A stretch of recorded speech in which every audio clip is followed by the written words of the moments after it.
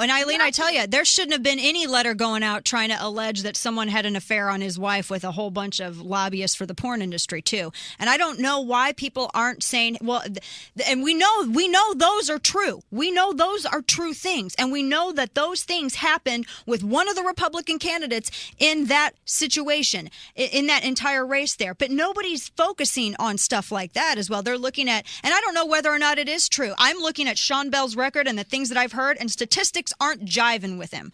That's all I'm saying. I'm looking at Brian Nieves' record, to be fair, and whoever won the Republican primary, I usually get behind them and say, okay, primary over, now we need to back our person, okay? Mm-hmm. But at the same time, though, I'm looking at Brian Nieves' record, and the remarks that he's made about Sean Bell, he gave maybe not as good as he got.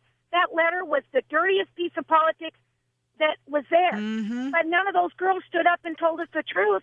I haven't heard any lawsuits. I haven't heard them out in the news saying this was absolutely outrageous. So there's two sides here. Well, that doesn't mean that it's true, though. Stratman didn't run the best campaign. It was shameful. But Jack Jackson, he ran a campaign of dignity and got 30% of the vote.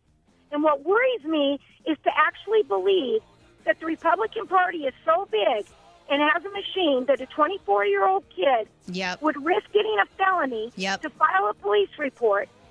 And all for what? 24 years old, a graduate of Mizzou, worked on other campaigns. That he would actually risk that?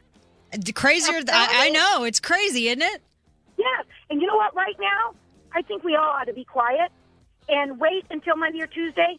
But it is very poor form to be holding a prayer vigil for Brian Nieves right now. Oh no, Eileen, I don't agree with that. Eileen, I don't agree with that. Let's just say that Sean Bell was beat up a little bit.